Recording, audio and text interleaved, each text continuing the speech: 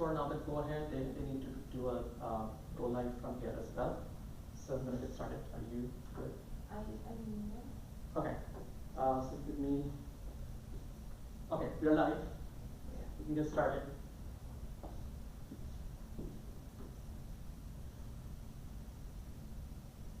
You good?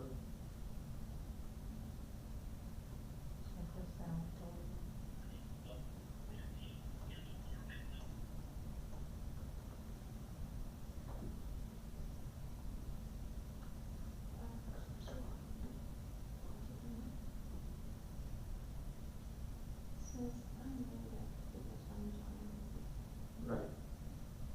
Hello, this is Rich. Is there anybody there? You can unmute it. Hi, Rachel. Good afternoon. This is Monica. We are setting up. We are ready to go. Yep. You're good. Perfect. You might have to turn the camera on.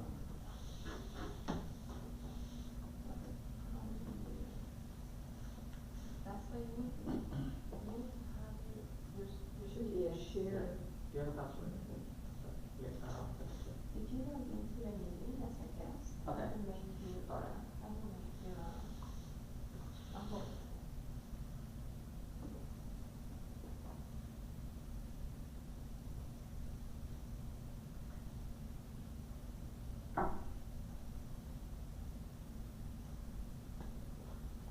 We're about to share the screen, so just a few more minutes, please.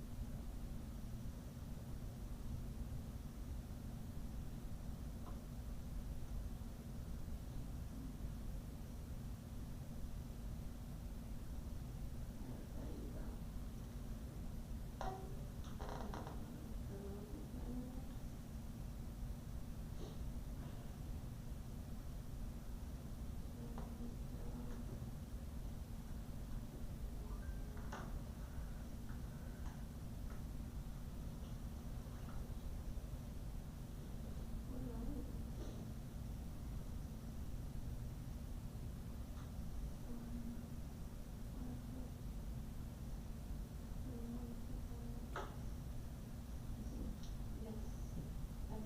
Oh, I got it.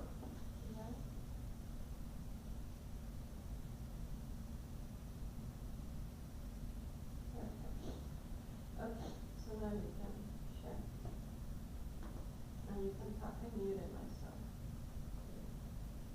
You're unmuted. I'm muted. Yeah.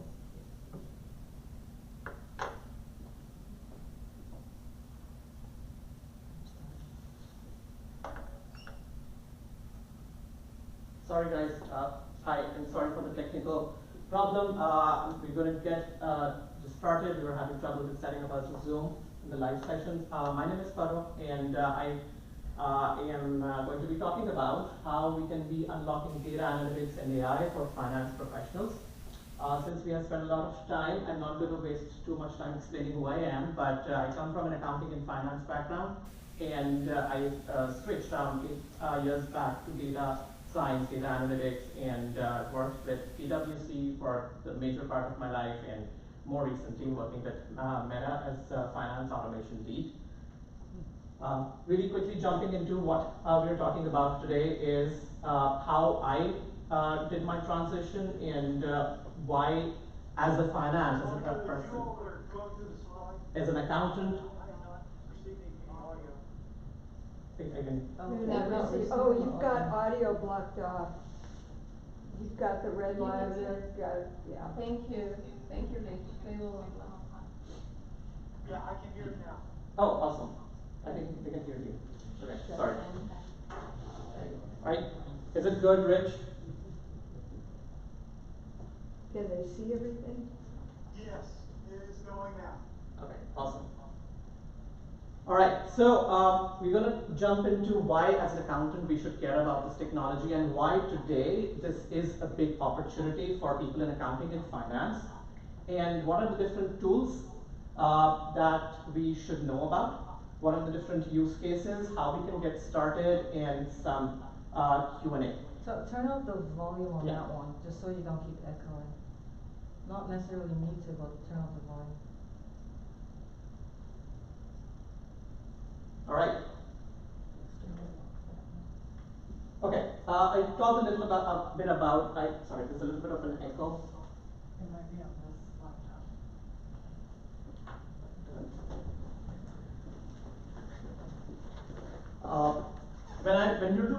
When you're working as an accountant, you work on spreadsheets. You're a spreadsheet wizard. You're working in audit, analytics, but a lot of stuff is manual and static. But when I came on the data side, I realized a lot of that goes away. Where you're using coding, SQL, Python, more complicated sites, and you're using something for predictive rather than just retrospective analysis. And then there's a lot of statistics and automations involved.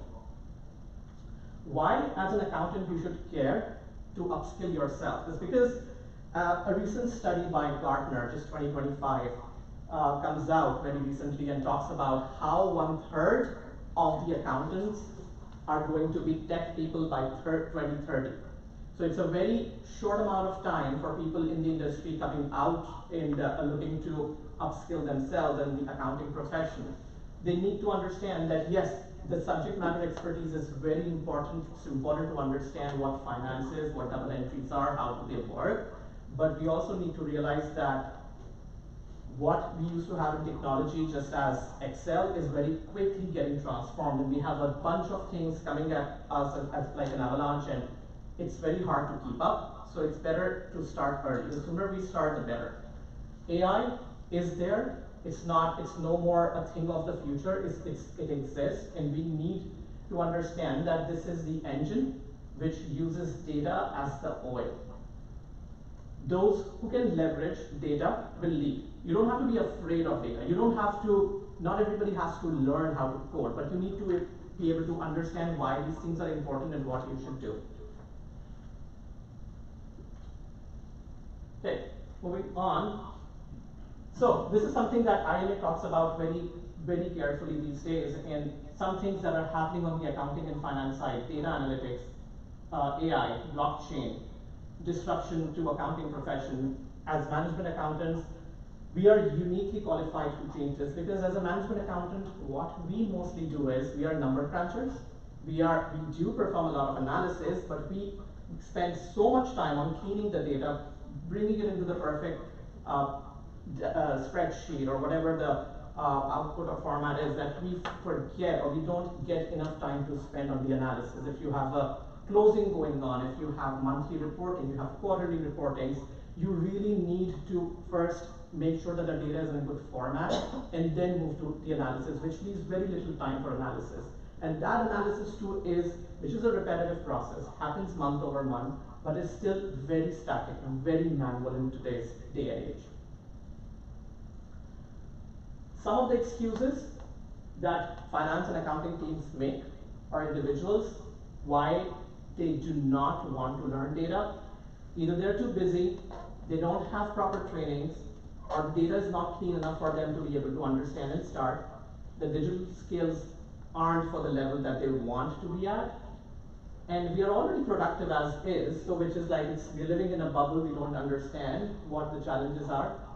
And no one else is learning either. So let me tell you, this is something that I have seen year over year, and as I learned in my journey understanding finance and data, and the more I learn, the more I realize whenever I see an Excel sheet open on somebody's laptop, it makes me curious why somebody is using Excel very frequently, repetitively, day in, day out, month over month, quarter over quarter.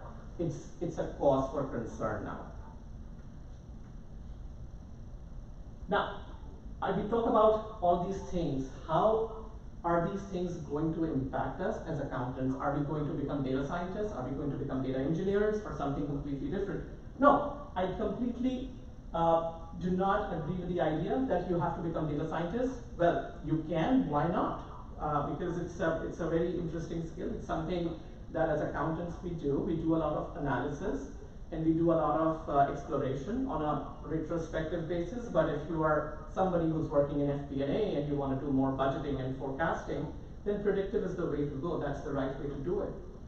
So some of the roles that, for transition purposes, that you can think of are finance data analyst, systems analyst, BI analyst, which is business intelligence, then you could promote yourselves to like a finance business partner or data analytics partner, financial data scientist. I have seen all of these things happen. I've seen people who are taking up these roles and are doing some great and amazing things.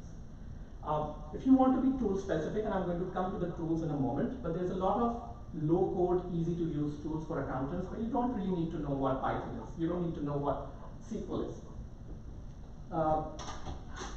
What you need to know.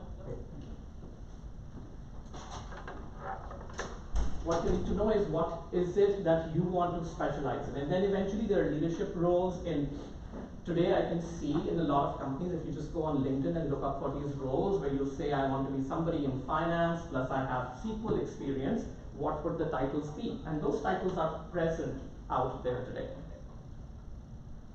Before I jump into the big opportunity, I just want to take a moment and see if there's any quick questions or somebody wants to ask anything. Well, before you talked about the career slide, you were talking about you see people using Excel day in, day out. Are you going to get to a point where Excel is not the answer, but there's something else that is the answer? Yes. Okay. Yes, there is. Yes, and we're going to go talk about it in a moment. Okay, so what is the big opportunity? 75% of the tasks that we perform in accounting and finance today are repetitive in nature, are based on structured data, and I'll tell you what that means, and are rules-based. So what that means is, repetitive is quarterly reporting, monthly reportings. Structured data is, since we are accountants, we only deal in numbers. We don't deal in the type of tweets, in the type of Facebook comments. That's unstructured data. We talk about numbers, very specific stuff. That's something very easy to use data over. Then it's rules-based. So what do I mean when I say rules-based? For example, we do a variance analysis. It's very, very rules-based. If I take current month, I take prior month, I take the variance, and I say this is my variance, and I analyze it month over month, quarter over quarter. Very, very rule-based. We have tax, we have FPA, we have budgeting. Everything is very rule-based, and we can define how a technology should use logic in order to come to those results. Data and AI can help optimize and elevate what you are currently doing. You can save time on those monotonous jobs and move forward. If you're an early adopter, I have seen people, and this is backed by statistics, you can save your time by up to 30%, and you can even save a lot of costs. I don't think it's an option anymore for accountants. Even universities, schools are incorporating these tools, low-code tools. As an example, UT has a program which includes Alteryx. I'm sure for younger graduates, you see a lot of data being made part of your curriculum. It's because as an accountant, as a finance person, that's exactly what you're supposed to be doing. Some of the tools, and coming Gloria to your question, I'm going to talk about these tools and I'm going to demo them in a moment. So first tool, which Excel will be completely replaced by, if not completely, up to 70% or 80%, is Alteryx or something similar to it. What it does is it blends the data, it performs the cleansing and the reporting automation. Now what do we mean by that is, so let's say you have an Excel work file and you download it from your system, whatever that is, Workday, Oracle, anything. And there's a lot of cleansing that we need to perform over it. Oh, there are extra number of rows, there's a header, page over page header, TV is coming in, but it's in not a correct sentence form, or you need to perform, there's missing values, the numbers are missing. The numbers are not, the decimals are not there or not properly, you have to use text to columns. All of those things you do on the same data set for a different month in a similar manner, because the reporting is generated from the same system, you're generating it into Excel. Every month you transform or clean that data in a repetitive manner. This is repetition. If you had a tool which pulled that data automatically without you punching or downloading the data from Oracle, if it downloaded that data automatically for that specific time period that you want, and did all that cleansing which you're doing manually every month in a repetitive manner, and then produce the results in whatever the Excel file or the CSV file that you need, your job becomes so much more easier, so that you have now time, you have clean data coming out that you can just simply go and apply your brains to. It's a ready Excel sheet. Moreover, I'm going to move to the next one, which is Tableau. Eventually, when we are presenting to the leadership, we take all those numbers, we take all those Excel sheets, we prepare fancy presentations, we paste it or bring it into a PowerPoint, we write all those things. You could be using a dashboarding tool. It could be Tableau, Power BI, Hotspot, lots of options which directly connect to Alteryx. There's something called an API, it's just a connector which will take your data from Alteryx, connect to one of the dashboards, and the dashboard needs to be prepared once. Every month it gets updated by itself. So essentially your time got saved from preparing those presentations as well. Moving a little bit, I'll come to Microsoft Copilot in a moment, and then I'm going to talk about UiPath. So let's say for some reason, and take an example of ADP. ADP is where you get your payroll information from. It's usually a third-party external tool, and due to the sensitivity of the data, it's not easy to connect to the company sources, or you can't easily download, as very restrictive people have access to it. You can't do that. Connect it to Alteryx, for example.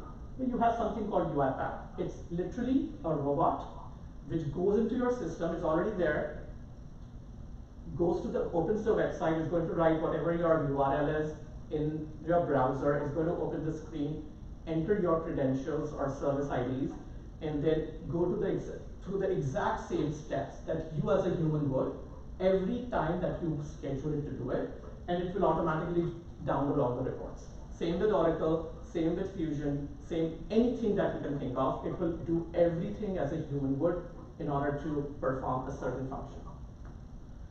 Coming back to Microsoft Copilot, it's a very expensive tool. It has a lot of features.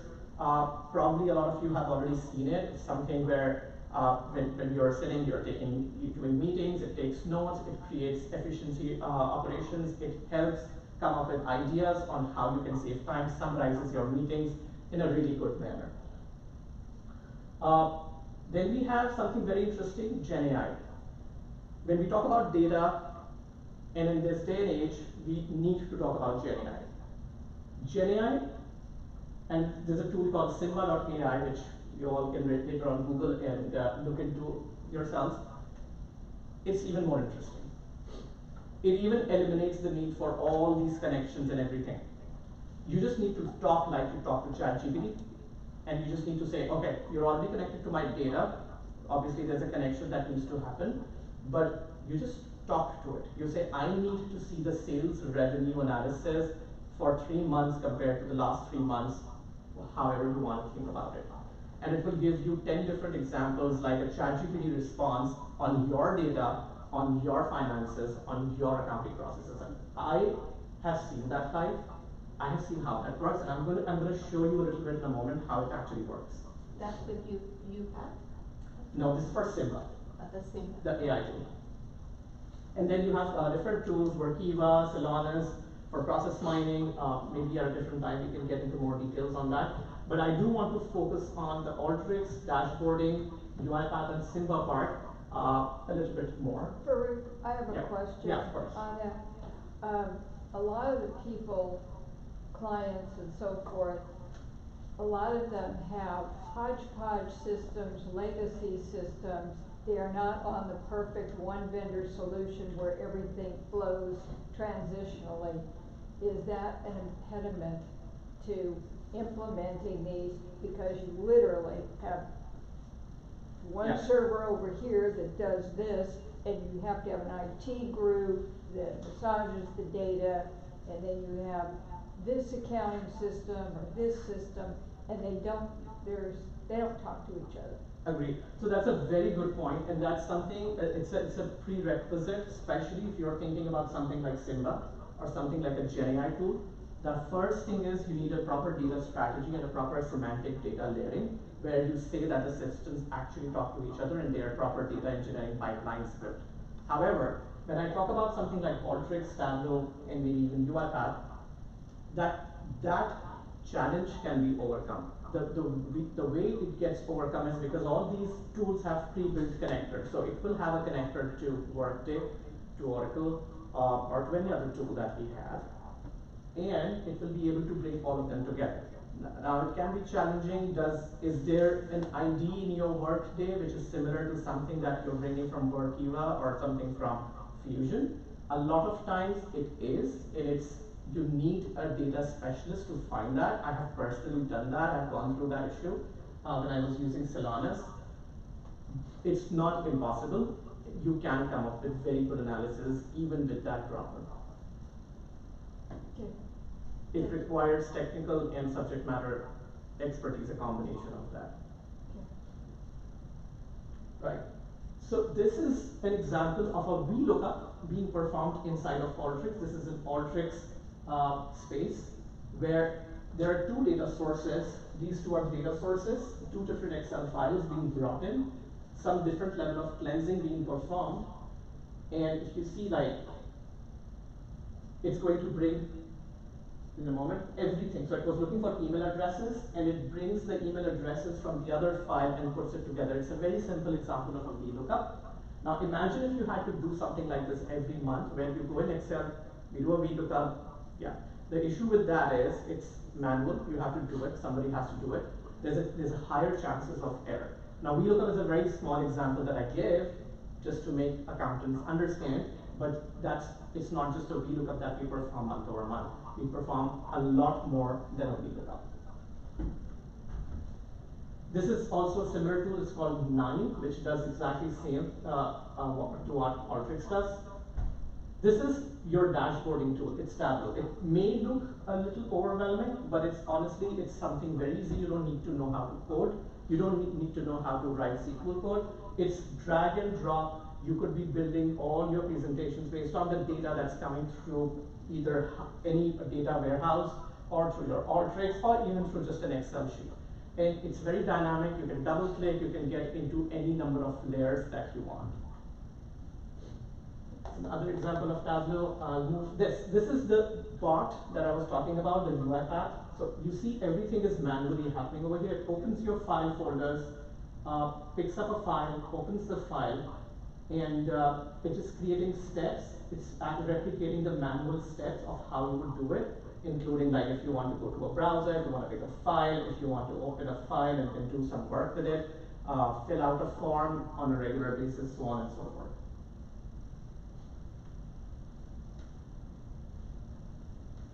I do want to check on Zoom if there's anybody on Zoom who has any question and would want me to pause. Okay. Let me know if there's anything. I don't see anybody raising their hand right now. Okay, this is another dashboarding tool. It's a Microsoft Power BI tool. So this is usually a free tool which anybody can go learn how to do dashboarding, how to perform different analysis, and you have to prepare it one time, and it connects to your data sources and refreshes every time that your data is updated. What is it called, Microsoft? Microsoft Power BI. Okay, so here is the demo that I really want to work on. This is a GenAI demo from Simba, so I'll probably have to escape and share screen again.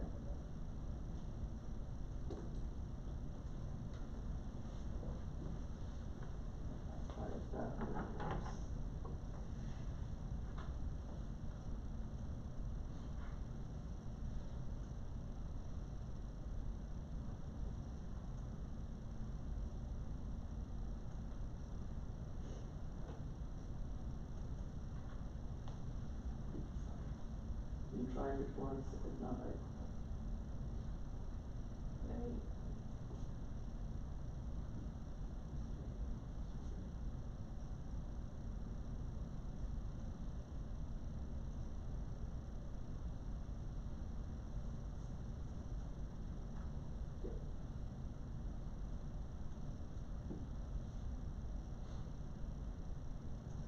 So this is a tool.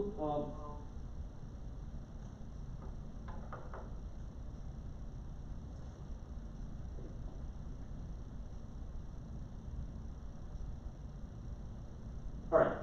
So this is your GenAI kind of a tool, and what is happening inside this tool? Let me speed it up.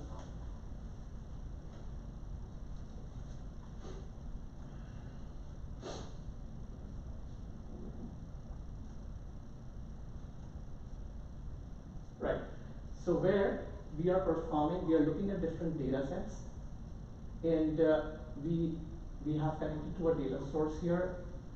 What this data source is doing is basically we have different claims for travel and expenses, and we need to put them in proper categories like what is travel, what is gift, what is entertainment, and we have a policy document from the company.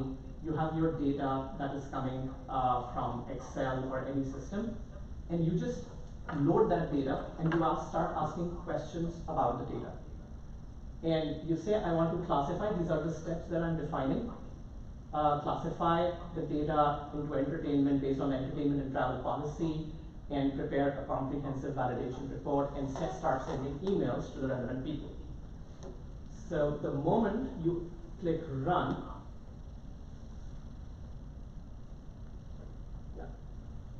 you'll notice it starts running, and the results we had already created the results, and this is how you start getting the summary. It tells you how to define travel, and you can download them, you can send them an email, anything that you want to do on a repetitive basis.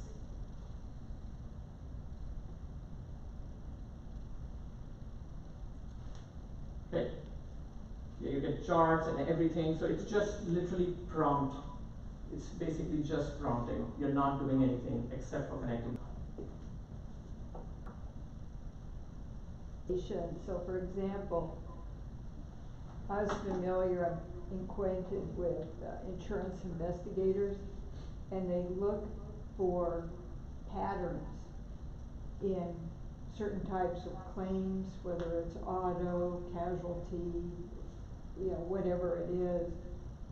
And it's interesting because some patterns are obvious, but some are not. So there's like unstructured patterns, and there's direct patterns. So would a program like that not only organize how many auto claims you had for a particular person or, you know, company, right, whatever, but also put up a pattern analysis, yeah, to see if there's potential for fraud. Right. Yes. So that's the important thing about GenAI, that you're not restricted to structured data anymore. Mm-hmm. So like you saw, like we had the Word document policies going into the system, and think of GenAI as an associate who you train over time. So if somebody as an associate is able to learn over time that where to go in a contract or where to go into an insurance policy and look for certain things, this is something you can train this. So what you will do is, let's say you have 100 policies, you put them into the system, and you say, based on this criteria, look for certain keywords, and then classify based on that. First time, it might not be very accurate. Provide the feedback. There's a feedback loop in the system. Provide the feedback, add another maybe test data of 100 more use cases, and then you see it will start. I've seen it grow from like 60 to 75 to 90 to 100% being accurate. Yes, that's something which it can do. One very other interesting use case for finance folks is since the point we start in accounting and auditing, we do something called the flux analysis, right? It's okay, up to the point of getting the variance is great, but the commentary part is where we take a lot of time because it's human input required. You don't need it anymore because GenAI can look at your ledger, sub-ledgers, go into your contracts, go into your company policies, and come up with a perfect, like, okay, your revenue increased. It increased because we increased the prices for a certain product. Or because one very interesting thing, it can even look at web data. What it can do is, okay, so we have our raw material in, I don't know, steel, aluminum, and the tariffs changed and due to the market changes. So it's going to go and fetch that data, correlate it with your ledger, and come up with an explanation. So a lot of that exercise can become very, very easy to understand and do. Thanks, that was a good use case. Okay. Most of these tools that we're talking about are owned by certain corporations, and they are proprietary tools that you have to either go purchase or get a subscription or a membership. And I think that's a good question. It's important because a lot of companies want to protect the data that you're putting into a tool. So you want to be careful that you're not putting your data into something where it can get easily leaked, because a lot of information could be your personal employee information, customer data, healthcare related data. So it's important that you trust the company and they have proper measures around what you're putting into it. But yeah, all of these, it's not something like, I mean, you can do a lot of stuff with trusted, ChatGPT, which is open source, and a lot of people can just go and write anything and load any kind of data over there. But that's not what you want to do with the corporate company data. So these tools are protected, they protect your data, they give you certain level of test licenses, use cases, which you can work on. Monica, do you have a question? I think I answered my question with that. For example, this week I had a file with 50 plus attachments, a PDF. Right. And I asked ChatGPT, separate this PDF by invoice number. So first, it separated all of them, but individually, one page at a time. When some invoices had 2 or 3 pages. So I really re-prompted and I said, I'm sorry, separate the invoices with per invoice number, but attach all the pages that belong to that invoice. But since it was a PDF copy, came back and said, I'm sorry, I cannot do it because the copy has too much information that I cannot Right. classify. Yes. So which other tool would you recommend for Yeah, that? yeah. So I've talked to a lot of people, very, very important use cases that I see, especially on the tax side and payroll side at different places. PDF is a big challenge, and the challenge is because it's not that GenAI cannot do it, but right now the speed at which GenAI does it, it takes a lot of capacity for it to run, so they're restricted. And this is a constant problem or a constant challenge that I hear from different teams, that they have a lot of PDF data which they are not able to convert to easily to text or to redact information. I mean, there are file splitters, Yeah. so, but it's not like something you can automate on a regular basis. So if that is a real challenge right now. Okay, that's a bummer. Well, Yeah. I think it also has to do with the ChatGPT, for example, is OpenAI, and it's cheap, it's free, it's out there. The capacity is a lot less than what you would call like Gemini, right?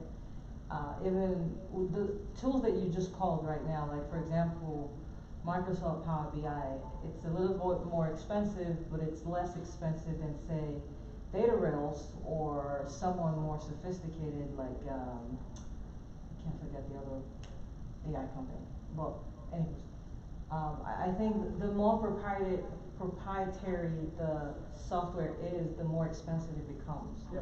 I know Data Rail can cost you anything up to $50,000 a year. Mm-hmm. If you're not a big corporation, chances are you're never gonna use Data Rails. Yeah. That's Yeah. why people tend to stick with the cheaper ones. Yeah, that's a great point. That's true. And while you were saying that, I thought of one thing, Monica, with the PDF that could be done is the OCR reader within this tool, UiPath. It told me about that. Yeah, that is something which could be tried. I don't know how efficient or effective that would be. I will research that. It's not something common, but we just acquire huge acres of land, and the previous owner, I need all of their bookings to set up my books for infrastructure reimbursement. Okay. And that's how I got a lot of PDFs, but when I started looking, each of them have over 50 pages. Wow. I need to split them. Yeah, that's somewhere. But I think anything that comes close is going to be this. Okay, thank you. This is a similar example of how we can use automation and how. Something very interesting somebody once told me is that no matter what you do, even if it's automation and it brings a lot of efficiency, ROI and the economics should always make sense. If you're implementing a technology and if you don't have a vision in mind of what kind of benefit you want to achieve in the 1 year, 2 year, 5 year time frame, then it makes no sense to apply it.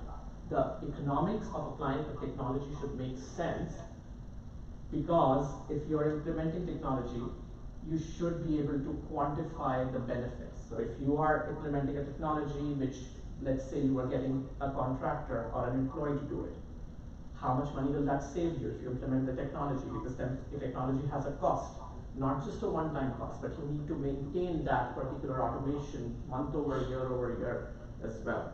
So keep all those things in mind. how to calculate your savings that you are deriving based on the technology that you apply. Okay, the interesting question, and I know we have 10 minutes, but this is something that I always get asked as an individual, as an accountant, as a finance person. Where do you start in order to upskill yourself if you have overcome all those difficult questions that you're not too busy, you have time, you want to upskill, and you're not afraid of the challenge? These are some of the things that I have listed down that I personally used, and these are just suggested sources of information that could be used. If you want to really get all into data and you really want to get your hands dirty, roll up your sleeves, I would always say get your foundations right. Start with something like SQL and Python. These are obviously coding languages, depending on what stage of career you are at, what your aspirations are, where you want to be. Even if you want to be in finance and accounting for the rest of your life, these are going to come in handy a lot. These are codes. So think about Excel. If you we do a lot of formula writing in Excel, and then there's the VBA part of it. If anybody has seen that, if you understand that, these things are something you can intuitively understand as well. Obviously, you have to go through a learning cycle. Why this is important is you get to understand the basics of data. How does data types, there are different data types, there's different structures of data, how do they blend in together, how do they talk to each other? You need to understand that. There are different, lots of, this is the problem with data, there are so many sources available out there that it becomes very challenging to understand where to start. But there are, nevertheless, free resources on YouTube and on different websites that are available. Then we talk about the low-code tools like the Alteryx and the UiPath for RPA, and these are again just examples. You can pick the tool that you want. This is telling you like how you don't need to understand how to code, but you can improve your processes from being in Excel to something else. Yes, they come at a cost, but then you have to allocate like how much you can time and resources you can save. Then you have your dashboarding tools, Power BI, Tableau, and ThoughtSpot. There's lots of other stuff going on right now. So pick the ones that align more with the organizations or the ones that you like. And then obviously you have your chat, GPT and GenAI tools, Simba, the one that I showed you. There are a lot of other tools as well. But GenAI is such an evolving field, and then really I come across a new tool and somebody talks about something interesting. So it's evolving. We are seeing a lot of tools coming up with excellent subject matter expertise or focus on a particular area. I found Sigma to be very finance and accounting focused, which is why I'm putting these tools here. So these are the tools that I have used in some capacity, and I can recommend, not promoting anything in particular with it. Okay, so if you're a company, then how you should start thinking about it. It is a more thoughtful approach if you as a corporate or as a team or as a finance person who has certain reports, whether as your own company or something else, and you want to get started.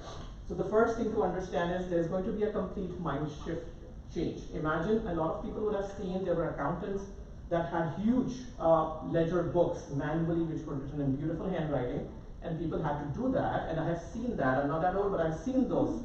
And then people moved to Excel.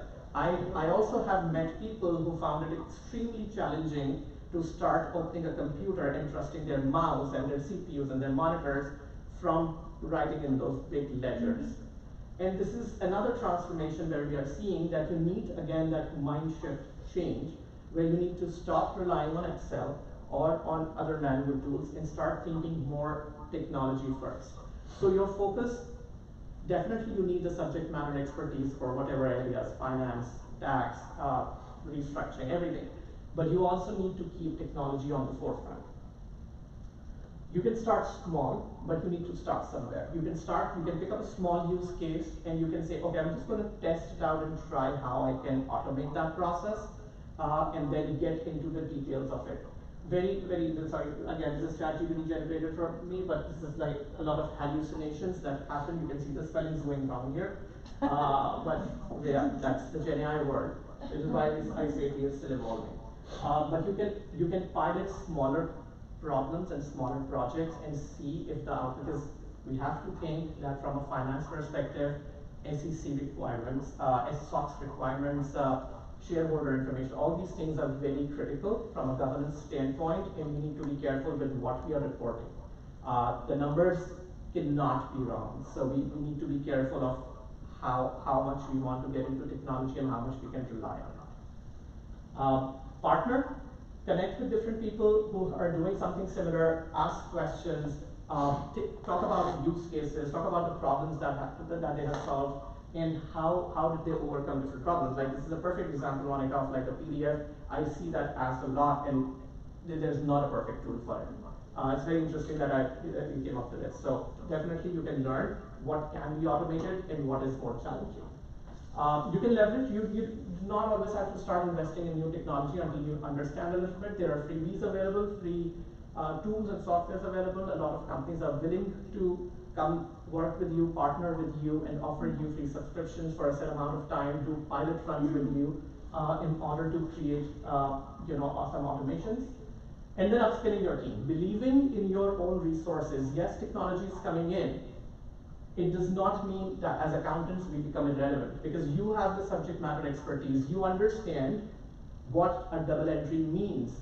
You understand what taxes mean. You understand how to manage, how to make a forecasting work. So that subject matter expertise is needed along with an expertise in these data tools as well.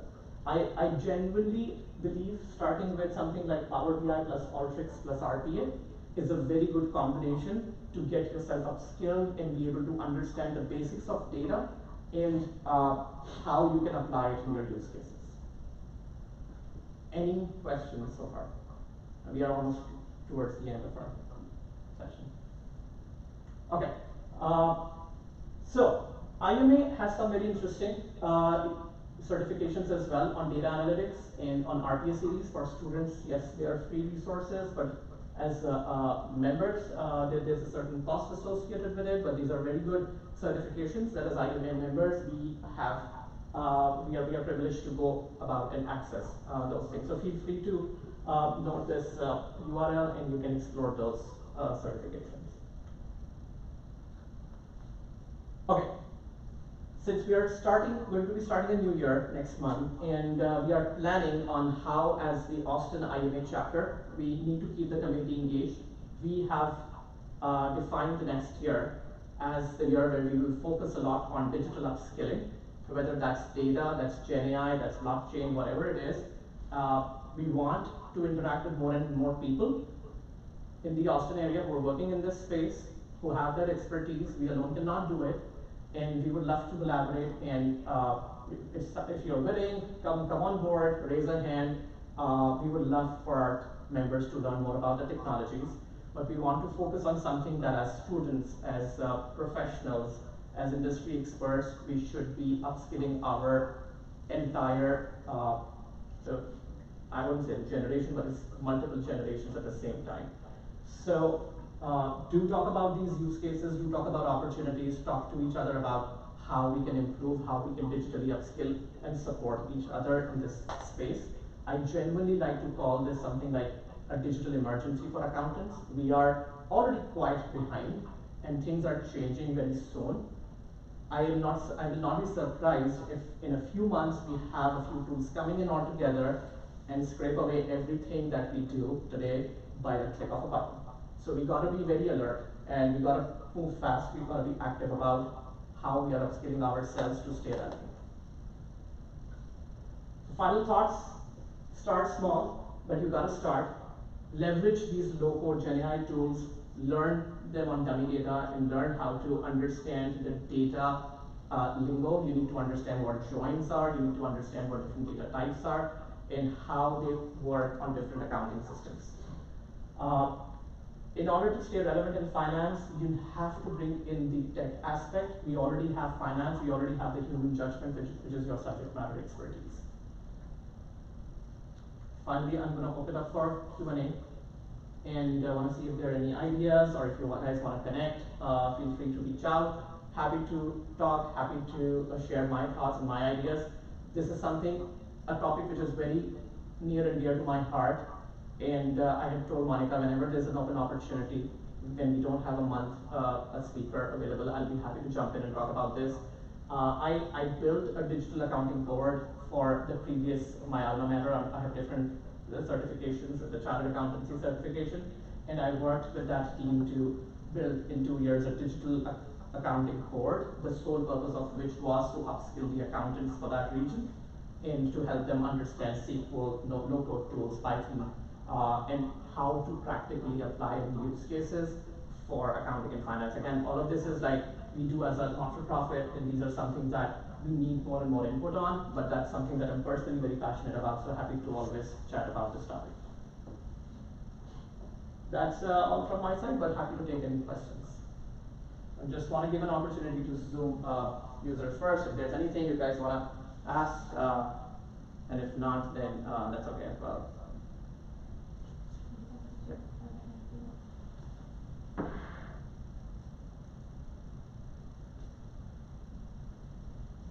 All right, thanks everybody. It was great having you all together. Sorry. Oh, all right, okay. Are there any questions on Zoom? I guess not. But yeah, that's all from my end. Thank you so much, everybody. Really appreciate your time. There's one comment, and this is something every company I've ever seen that brings in new software, new fill in the blank, whatever. The first question that comes up is who in IT is going to have the expertise to support it when something goes wrong. And I deal with canned software, it's supposed to be infallible. Believe me, it isn't. And there's a power problem, things get screwed up. We've had entries stop, financial statements where assets didn't equal liabilities plus capital, which should be impossible, but it happened. So it's even worse when you have legacy systems and different kinds of email. That's one of the questions that everybody, the first thing that they ask is, who is going to be here 24/7 or have the support and the technical knowledge to fix something when it goes wrong and help us? Because I've been in some environments where they didn't have that. When things went wrong, the whole company, finance department stopped functioning. Nobody could do anything. Right, yeah. So that's gonna be an expense yes. that the company is going to have to incur. So the more sophisticated these software programs become, and our company programs in Python, so I'm very familiar with it. We have some patents involving it. But they are world-class experts, but they are also very, very expensive. And so that's a cost, not just the software, but the IT support that has to be addressed. Right, so when you're calculating your ROI, right, you're right, that's another cost that you need to think about because you need to support those automations. So one thing that I do want to quickly talk about is when you're doing these builds, there are two aspects to it. One is the build, which obviously you need to spend your dollars and your resources on, but then there's the maintenance fees, where you again need to spend some dollars, like you said, 24/7 or 365 days support that is required, but you need subject matter expertise over here as well, which is why imagine the amount of opportunities the finance teams can have if you understand the subject matter and if you understand the technology. Because there is going to be a need for people who understand both in order to come into these roles. And right now, I'm seeing that happen, that there's not enough number of accountants and not enough number of finance people who are able to understand finance processes and technology. As good as your engineers are, they are not accountants. They do not understand the problems that can happen from a double entry or incorrect allocation of whatever. Yeah, especially in this global field. Just to clarify, can you define build? So when you set up, let's say we have an automation where you want to do just VLOOKUP, I just take that as an example. For the first time that you want to do that, you will have to build that workflow, right? Once that's built, you don't have to build it again. The maintenance part is just to make sure when it's running month over month, it does not break. So build and maintenance, two parts to every automation. We do have a question from Adrian, so I just want to take that. Yes. Could you please take down your PowerPoint and put your camera Sure. on the main screen so that I can see the document? I have no idea what to do. I'm sorry, yeah, I'm going to do that right now.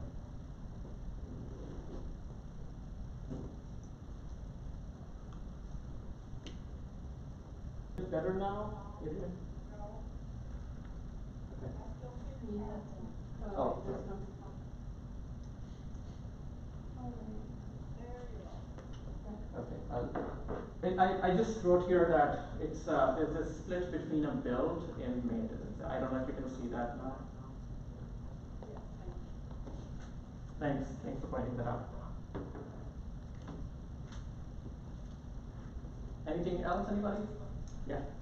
I do have one of the high level, more high level questions as well. I don't work in accounting, but I do automations and I see big value in them.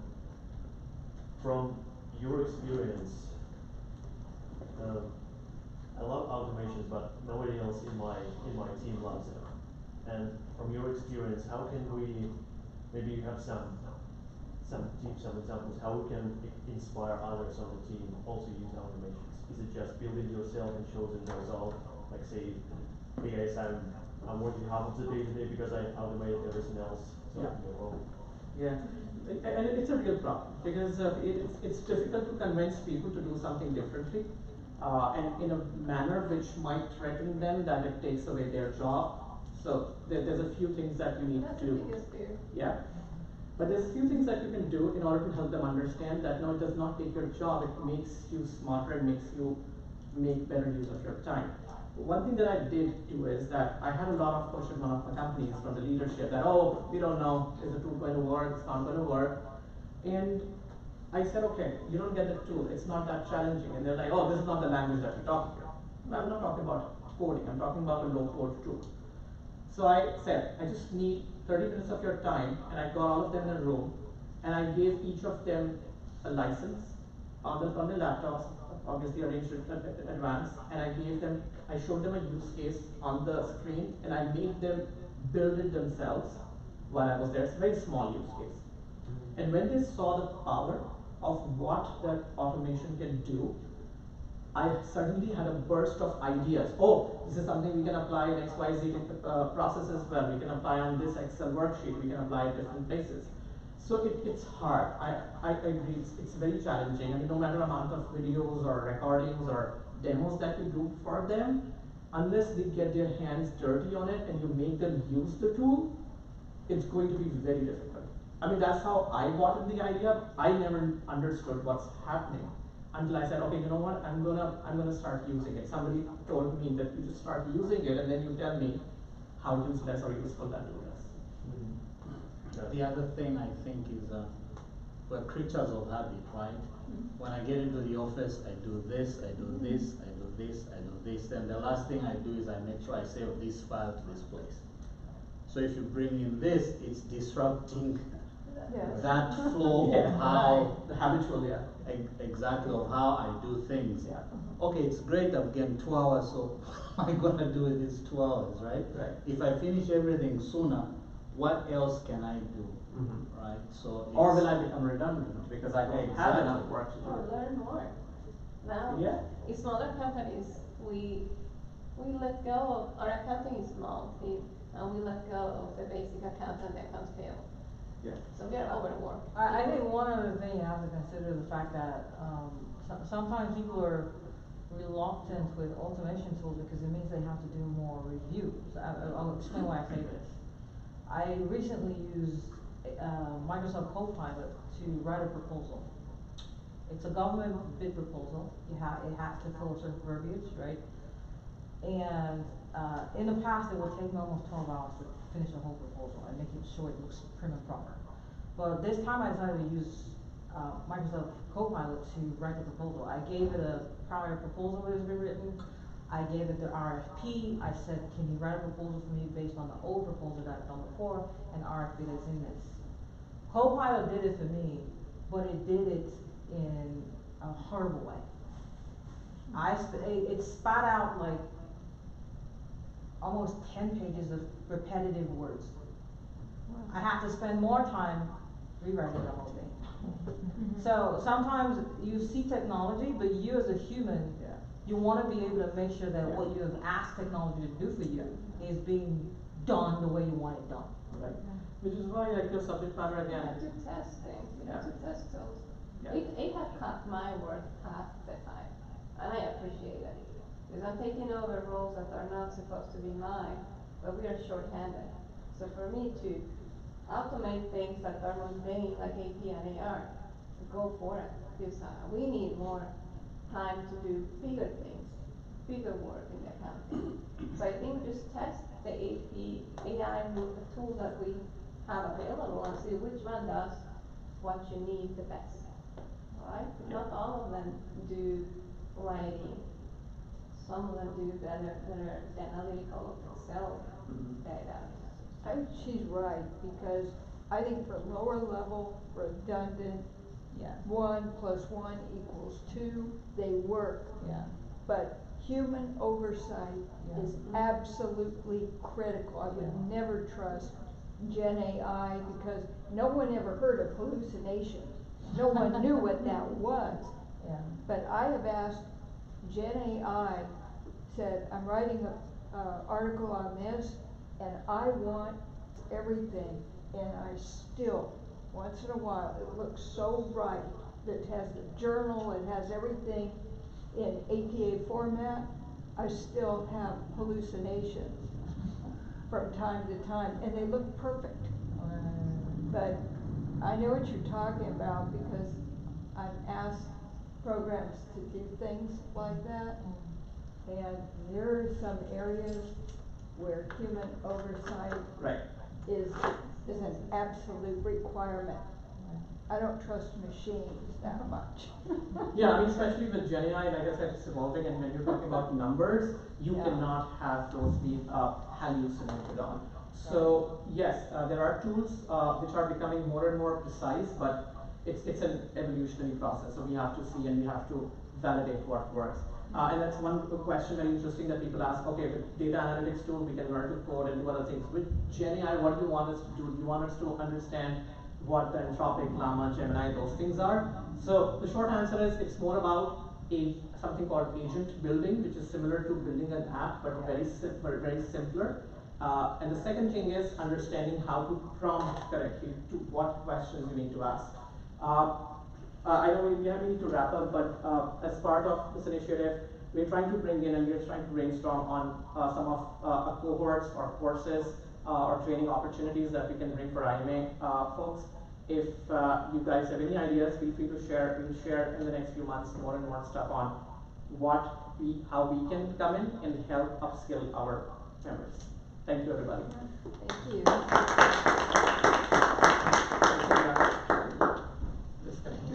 just have a quick question. Yeah.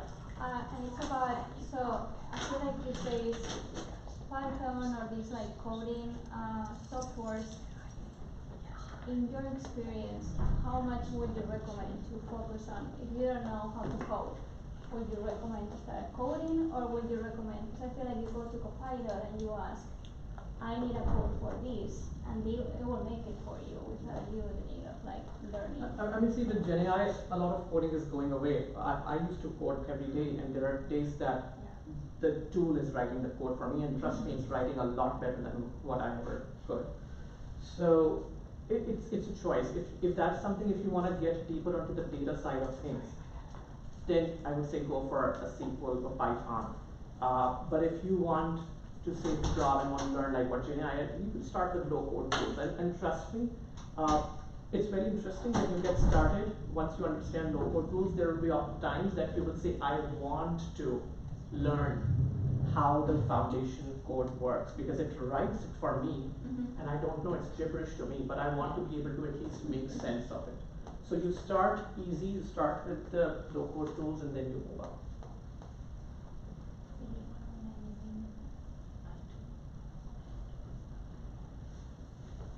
I think you're right, Farrukh, because when I'm seeing already, and I've heard the 2030 number, PricewaterhouseCoopers said on one of their websites that they believe by, I don't think it's 2030, maybe 2035, that 97% of lower level accounting functions are going to be obsolete, they're going away. And Gartner, Accenture, all the major best regarded research think tanks in the world said that by 2030, 18%, we're gonna lose 18% of the world's workforce because automation is going to make their jobs obsolete. We're seeing it in low-level coders, we're seeing it in marketing, advertising, you know, there's just a lot of blockchain is a huge disruptive technology, which I've written about. Yeah. And PricewaterhouseCoopers, I don't know if you know this, they were the biggest sponsor and the biggest investor of a blockchain center back east.